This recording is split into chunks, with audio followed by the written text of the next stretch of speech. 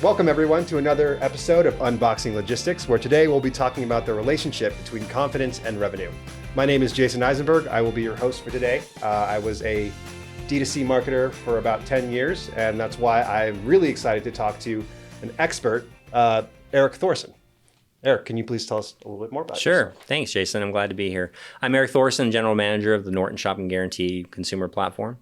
I'm one of the founding members of the team and have been in the kind of consumer behavioral space for well over 10 years. Awesome. We're really happy to have you. Very excited to learn more about e-commerce and how conversions can be increased. Mm-hmm. But before we get into that, I would love to play this game with you that is called This or That. Okay. Where we get to know you a little bit more. All right. So, sure. Are you down? Let's break the ice, I guess. All right, let's break some ice. All right. Pineapple pizza or no? Pineapple pizza. Yep.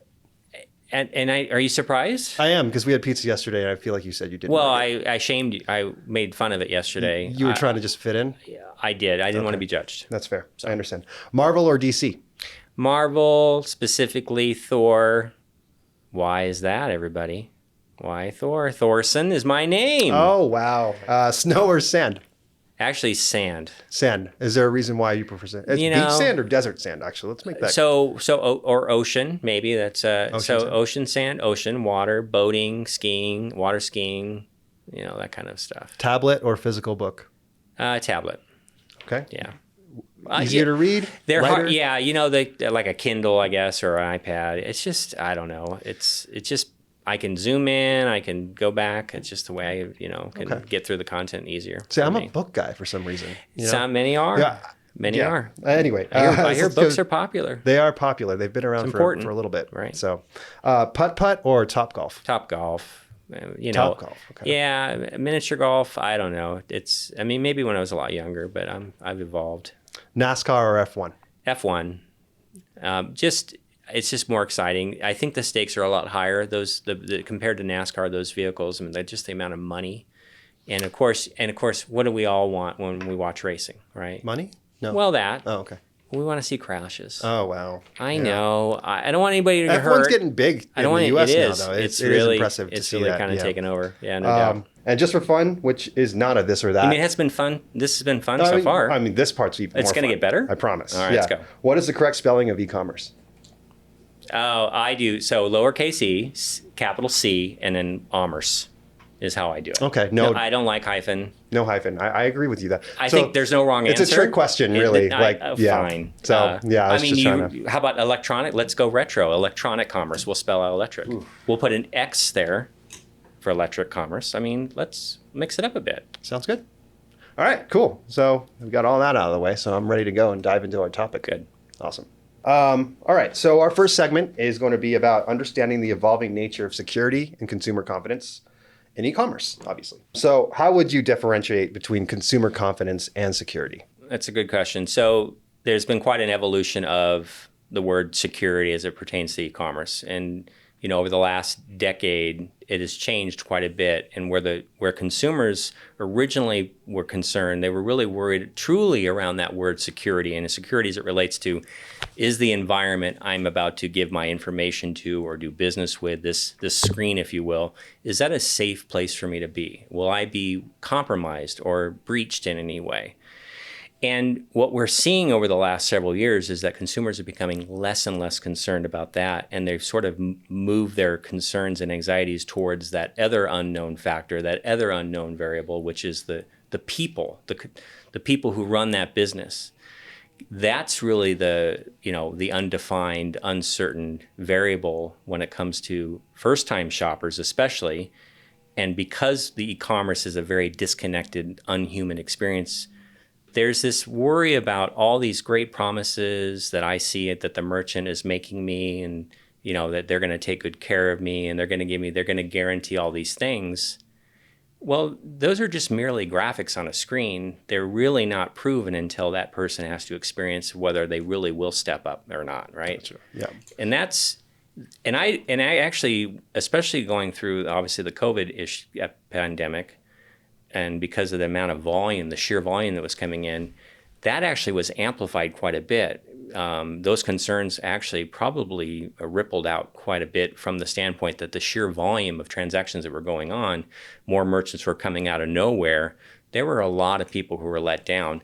And by the way, it's not because the merchants are themselves sinister or set out to really harm people. I think they went through their own problems with supply chain. And I mean, I think it's just a combination of things. And I also think people aren't perfect, and unfortunately, people make mistakes.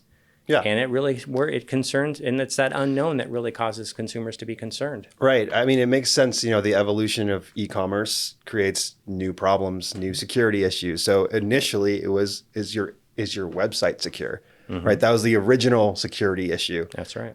Now it's more, now that we're at record shipments, we have record packages being left on doors. Mm-hmm. So now there's a new concern or increasing concern of Porsche piracy, right? Yep, that's right. That's just one small example of different security concerns that consumers will have as they have things delivered to their homes or offices. So that's exactly right.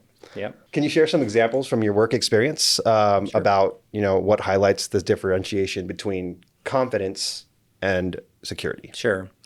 So one of the best practices, it's been fairly tried and true. Early on, in the earlier days, and today, there's been this visual trust signaling graphical elements that are introduced to the site that the merchant then wants to make sure that are prominently displayed, so that the potential consumer will see those trust signals.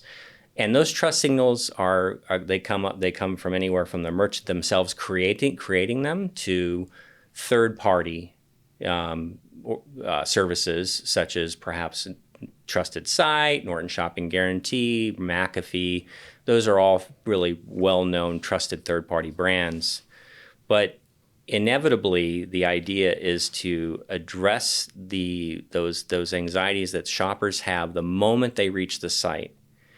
And it's really important that is, now there's that sort of where the struggle is with merchants. Merchants have, especially if you're the creative side of the merchant business, of the e-commerce side of the business, the user experience people, there's this real balance and struggle between finding that harmony of having visual trust signaling on there that doesn't look obnoxious.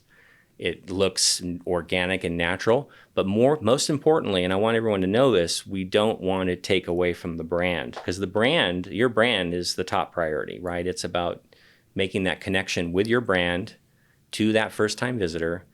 But a close second is having some form, and I really believe it needs to be third party, because third party is where the credibility is, right? Right. If you're the consumer, that's where you're going to place your trust, and it has to be a brand that you know. And if we do that, this is all within microseconds. This is all happening immediately, subconsciously, and the longer that they're struggling with this, I call it what's called hang time. Hang time is where the consumer is doing everything but what you want them to do, which is browse, engage, click, move through an inevitable funnel shopping experience, and inevitably check out. That makes sense. So would you, I would love to ask, how you think consumer confidence affects conversion rate. I mean, is it a direct correlation? Yeah. And in your experience, have you seen, I'm not going to ask you for an average rate over your lifetime of how many you've seen it work and how much it increases, but, is it significant? It is. And how it's significant, and I can certainly provide standard, industry standard ranges. I mean, the willingness to, at the very least, put something on your site and experiment with the data, the performance around that in terms of conversion rate impact to a business is on the low side 3% and on the high side 12%. That seems to be where it's sitting right now. So then you might say, well, 3%, that seems small. It's not small if you're JBL. Right? If you're JBL.com, or if you're a crateandbarrel.com, or if you're a major brand, well, with the sheer volume that they're doing, 3% of 1 million versus 10% of 100,000, it's all relative. But but inevitably, it ends up to a tremendous amount of incremental revenue. Right. At the end of the day, with the conversion rate. Not passive. It's pretty passive because it's something that's automatically. You're not putting out a marketing plan for it. You're not adding more workload. It's just already there. That's right. So that's incredibly helpful. That's right. In terms of security and confidence, What are some of the key factors that require that make a guarantee an actual guarantee? Sure. So the way I always describe it whenever I'm consulting with a merchant is and we typically both acknowledge that this is considered a best practice. I like to call it, 3 best primary practices when it comes to trust, and how consumers expect to have some form of signaling around these 3 areas. One is ratings and reviews. Ratings and reviews is great because what it shows a consumer is how you've performed historically. It's powerful, right? Right. And I know our society really puts a lot of stock in. I know I do. I mean, if I do anything nowadays, it's so easy to do. I pick up my phone and I can look at what's going on there, especially if it's certainly a restaurant, it's a funny. food experience. I right? trust random people online more than I would have trusted people I knew in real life. That's true. So it's funny. That's right. I just read like a Yelp review or 4, and I'm like, all right, good to go. I'm down to get that. That's right. So yeah, that's important. So ratings and reviews. Now, ratings and reviews, but so none of what I'm sharing with you is an absolute lock, right? And let me just also say that the goal of any merchant, the dream, which is also unobtainable, but yet what's their goal? What gets e-commerce professionals, up and running is reaching 100% conversion rate. I mean, that means, of course, every person who comes to site will buy something. Now, that is unrealistic. However, incrementally, they're trying to do 14 different things that inevitably will hopefully get closer to that 100, but will never achieve it, if that makes sense. So, but with regards to ratings and reviews, so what's important about that is it's compelling and it gives a historical, but if I'm a new visitor, sure, Steve may have had a good experience, but I'm Eric and I'm not sure. Mm-hmm. I'm still not convinced. It's nice to know that there's a historical, good past performances. So then there's the moment where you're actually at the site, right? Right. So you're literally there at the site. So that I call that the present. The present is having a mainstream platform. Obviously it's Shopify. Household name, a trusted brand. A safe place to transact where I'm not worried about any sort of ID theft or data breach or such. So I call that kind of the moment of now. But then the shopping guarantee side of things, that does a couple of things that I think is very compelling and has been very proven, and that is addressing the concerns, the anxieties that shoppers have around the tomorrow, the what I call it what if, the 5 minutes from now, the 2 days from now, the 30 days from now. So what are some of those anxieties, actually? I'm very curious. So primarily, I mean, there's several, but we focus in on 4. Mm-hmm. And 4 of those areas of concern are around merchant reliability. They're around getting the best price point. They're around package security, package protection. And lastly, around identity, protecting the consumer's identity. Oh, that makes a lot of sense. It's actually why we're about to talk about first-time visitors, but let's talk about real quick. In order to become a repeat customer, you were a first-time visitor somewhere, right? Mm-hmm. So you need a great experience to become that repeat customer from being a first-time visitor. So I am curious about, first-time shoppers and shopper lifetime value, right? That's what's important here. And so what are some common fears of first-time shoppers? Yeah. A lot of promises are made when a first-time shopper arrives at a web property. They often will, most times, see a very believable, inviting engagement experience, and with lots of wording and text in terms of service and graphics around promises and guarantees and satisfaction and such. And those are merely promises that are being conveyed, but in reality, and in a lot of cases, that doesn't always hold up. And so what's really fascinating is that the lion's share of merchants they really are wanting to run a good, reputable business. They do want to service their customers. It only takes a few bad experiences, though, for that person to encounter, or through their friends and family, that they hear these stories, and it automatically just puts that concern in their mind. Can you provide an example of like a business that, whether it's third party or it's something that they curated themselves? kind of Amazon comes top of mind, with as they call the A to Z.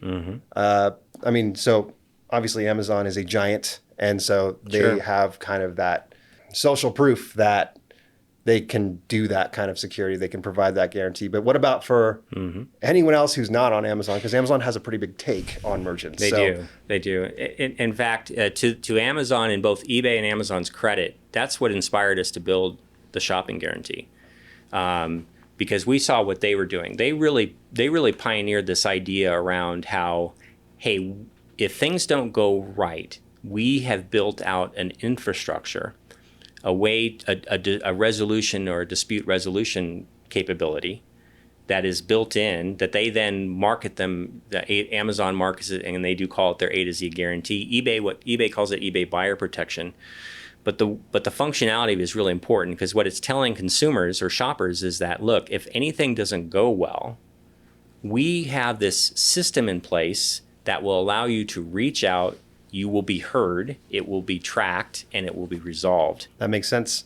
I mean, I'm sure everyone in this room has used Amazon or eBay at some point, but there are times in my life where I'm like, I can't just rely on one. Yeah. One they store, may not have, which they may not mean? even, and Amazon doesn't have everything all the time, right? I mean, there was a South Park episode we talked about yesterday over pizza about the power that one person has. It was like, I can shut off your Amazon Prime account and you will be without anything. Right.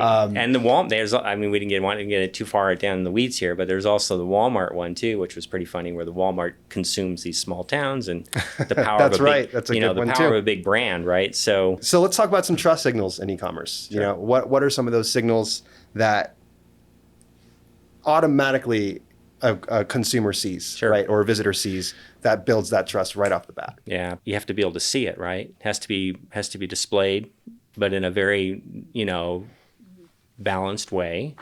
We like to, as best practices, we recommend that we have, which is fairly typical in today's e-commerce platforms and experiences, a floating seal. So the floating seal is either on the left or right, and it's that sort of that secondary thing. First, of course, as I said, I want them to see the brand. I want them to see a product. I want first-time visitors who also, by the way, have buying intent.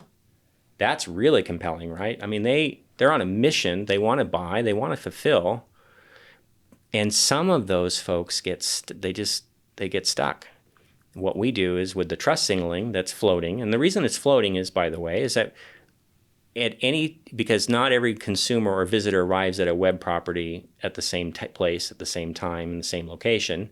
So the floating seal solves that problem, because no matter where they hit, they're always going to see that additional trust signaling. That's really crucial. And then the more it's seen, the more effective it works. Now that's a big statement, because you can get carried away with that. You can get too crazy, too much, distract from the brand, cause friction. We don't want that. And we'll work with the merchant to make sure that that's not the case. But along the way, logically, usually the next step is obviously the home page. Then you go into what's called the PDP, product display page, where you start to look at the products, and then you can actually drill down to the product itself. We put additional graphics in there. We call those conversion kickers, and they're near the call to action. Now, we also are very mindful of, when we show up and have a conversation and consult with a merchant, that there are going to be other graphical partners and services that they're using, maybe for payments, like such as Affirm or Visa or MasterCard. Maybe there'll be a ratings and reviews. Trustpilot may have some presence there too. So we also have to obviously be mindful of not overcrowding the space and causing that sort of clutter, because they're very sensitive about that, and they should be, right? Because you can get too carried away. So regarding first-time shoppers, let's say I'm the CEO of a brand that's been around 10, 15, 20 years. Everyone loves me. Everyone trusts me. Right. What would you tell me about a Norton Shopping Guarantee? Would I need something like that? Would I need any third-party guarantee? Yeah, I hear that a lot. And then I go through pockets where I don't hear it, and then I hear it. And I'm talking, I talk to big brands. I talk to hundreds of business operators of large brands all the time. And I will often hear, hey, we're so-and-so. We're a household name. Everybody trusts us. And when I hear that, I certainly acknowledge it. And then I say, would you be surprised that 87% of all merchants think that customers automatically trust them? And that seems like a really good number, right? And then the reality is about 33% of the consumers trust you. So there's a real big chasm there, right? A big gap. Well, and that, it's okay. And we understand why you feel that way. You should. You're proud of your brand. You are a big brand, but there's still definitely room for improvement. There's room for that, but also they might trust the brand, but they may have not visited your website yet. They don't trust that online shopping situation, which might not even be technically related to your brand, but the experience that they have not had yet. How are they supposed to trust that if it's brand new to them, right? Yeah, I think there's an intersection of where they know the brand, and that sort of kind of bleeds into I trust the brand, right? Yeah. I think there's some of that's going on, which is, it's great that you know the brand, but that doesn't automatically equate that you trust the brand, right? So we got to try to help bridge that gap, and we do. And so while we're talking about trust, what are some of the things that, trust can mean a lot of things, right? Mm-hmm. I trust that the product's going to work. I trust that I'm going to get the product when I order it. Mm-hmm. I trust that you're not going to lower it by the price of that product by 50%. Mm-hmm. There are a lot of things that you can provide trust signals for, right? And so can we talk about some of the stuff that a good third-party guarantee would actually kind of hit the check mark on each of these boxes that a consumer is, untrustworthy? Sure. Yeah, let me try to make that even easier for everybody. The shopping guarantee, we're an insurance product. We are underwriting the terms of service of every merchant that uses the service. And of course, terms of service or terms and conditions, every business has one in one form or flavor. Some are some are 1 pages, some are 20 pages. And in that it's a legal document. It's a legal promise to the consumer of exactly what to expect in terms of your policies, your business policies. And the shopping guarantee and the power of the shopping guarantee is that we hold merchants accountable to their terms of service to their customer. Right. That's what's really compelling. Right. And so if you have a 7-day return policy, and the customer comes back and it's 4 days later, you're going to honor the policy. Now, guess what? That doesn't always happen. Mm-hmm. Sometimes there's misunderstandings. Sometimes there's emotions. Sometimes there is maybe a blatant disregard for their policy. Maybe it's that customer service rep hasn't been fully trained. I mean, there's just so many variables that can cause some confusion, and inevitably it can escalate. And that's the other compelling part of the shopping guarantee is we're a platform that de-escalates customers who would normally just be completely upset and act out and do a chargeback, do a negative reviews. We de-escalate it. We contain the shopper. We calm them down. By the way, this is what Amazon and eBay do. This is what they've been doing. This is why they're the company they are today, right? Because they've really embraced this approach. And we feel that all merchants should have this capability. We're not going to eliminate chargebacks. We're not going to eliminate negative reviews. Well, we're certainly going to reduce them. And they're both damaging in their own right, especially a negative review. A negative review is forever.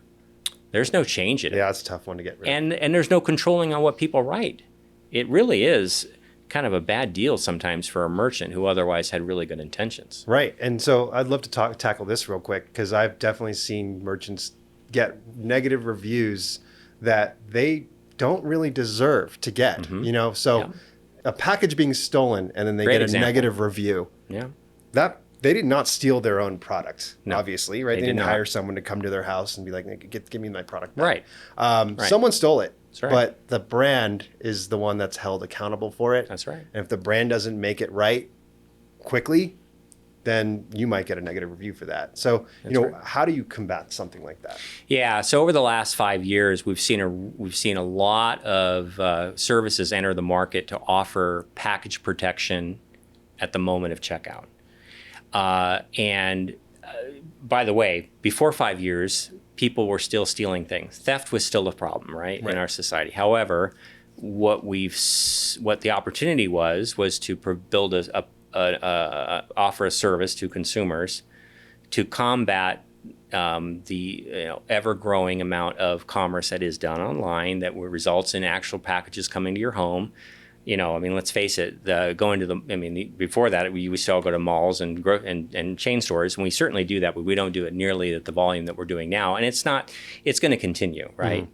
And so thieves are going to take advantage of people.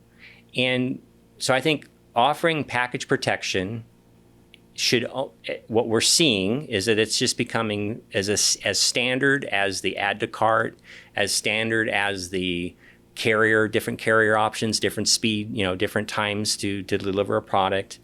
It's going to be as common as any of those other experiences that everybody is very familiar with.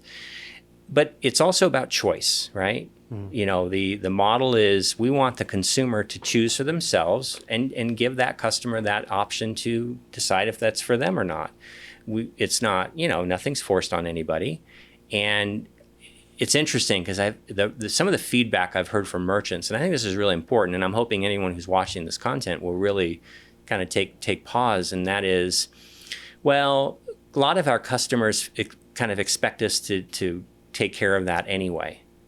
And you're right. In fact, if you don't offer package protection, how are you handling that right now? Well, we're writing them off. We're taking the hit, right? And because we want them happy. Right, we're going to do what we can to make them happy, and it's going to, even if it costs us, even if it hits their margin, hits their bottom line, and so even if it's, and the other fascinating thing I learned is over the last maybe 12 to 13 months, I've interviewed at least 100 different merchants, business leaders, and within these merchants of all sizes, and I'd ask the question. We talk about package protection, and they would say some of them had no idea. They don't even really, like I said, well, how many do you experience? And no judgment here, because look, these people have a lot going on. They're not going to be in tune with every aspect of their business. But a lot of them just didn't know. And the few that knew, they'd say, oh, it was one or two. Almost like they were okay with that. Like, don't be okay. Don't be okay with just even one package theft is damaging to the brand. It can tarnish your brand, because if it spirals and it gets uncontained, then it becomes a negative review, a chargeback, or some other disparaging remark on social media. And it's avoidable, because if we give them the choice, now they still may have been offered package protection and not signed up for it. That's okay. But what if 10 people who others would have been a victim did sign up for it, and they did it knowingly, and inevitably they became resolved, and then they became even probably more determined customers to come back and buy from that brand again. And since we're talking about reviews, you're more likely to get a positive review, which is even better. Well said. Yeah, so agree. That's true. It's just like this automatic thing you can have that will increase customer loyalty. That's right. Right. Rather than having to send these emails over and over again, because sometimes that works, sometimes it doesn't. Sure. It's something that's just automatically on, something you don't have to think about, which, speaking of not thinking about, I also wanted to touch on this idea of, so when you talk about the guarantee kind of offers almost like a protective barrier between the consumer and the brand. Mm-hmm. Are you saying that, the brand doesn't have to have a customer service rep deal with it? Is it a guarantee? Is the guarantee handling that for them? Yeah. What does that look like? The shopping guarantee is a great additional offset. It gives it actually, in many ways, if there's a customer service part of the organization, it can go two ways. In both cases, the shopper receives the guarantee, but the 30 days of guarantee and protections, so that they know in the future if there's a problem, they raise their hand. When they do raise their hand, they may reach out to the merchant directly. We train all the customer service reps to be, how to field those inbounds. It's not going to cause any additional that would normally be coming in, and in some cases, they'll actually come directly to us. Here's what's really great about that is that the shopping guarantee isn't some brand new bleeding edge concept. It's been established for over 10 years, and it's being used by some very large brands today. The consumers are now sort of been conditioned now, and some of them know the routine very well, where they automatically engage us we will resolve the situation. And in most cases, we can resolve it on the merchant's behalf. And they love that because guess what? Then they don't have to deal with it. So wait, sometimes would you say the merchant doesn't even know it's happening? They may not know at the time, but what the merchant can do is we provide the ability for them to log into an admin environment, and then they can see all that activity. It's all very transparent. Got it. But bottom line, it's potentially less work for them. It is. Mm-hmm. That's right. I'll pay for anything if it means less. Sign work me for up, right? So I mean, yeah, less work, less chargebacks, less brand risk. I Yeah. mean, it's all upside. The issue is that they don't feel that pain. It's not in their radar. I alluded to it earlier in the conversation that when I had asked the e-commerce, personas that we normally will engage with, and I asked them about package protection, there's not a real direct line to where that pain is. Now there's pain. There is pain there, but they don't know it. So when we try to have the conversation, and I'm paraphrasing, it's a yeah. I know. I've heard of you. I've heard of this company. Yeah, we do package protection.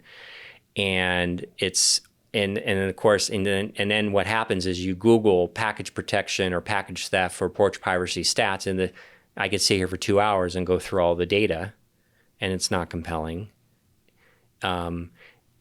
What our objective is, and we realize that it's still going to take time and education, and it's a marathon, not a sprint. But please don't ignore this, and because it's very easy to mitigate. That's I can have one of the main takeaways of this content that you're hopefully watching. Take a few minutes to take a few minutes to look at what's going on, even if it's one.